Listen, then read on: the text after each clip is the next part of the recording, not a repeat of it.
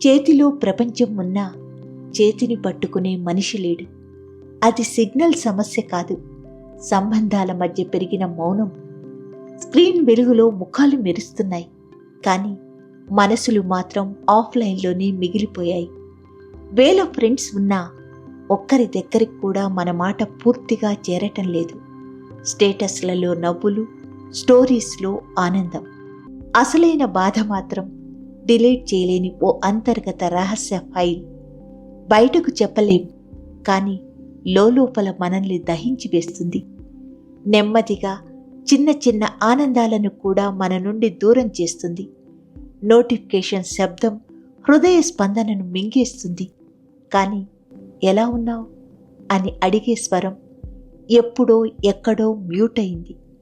digital యుగంలో ఒంటరితనం network సమస్య కాదు, మనసుల మధ్య కట్టైన కనెక్షన్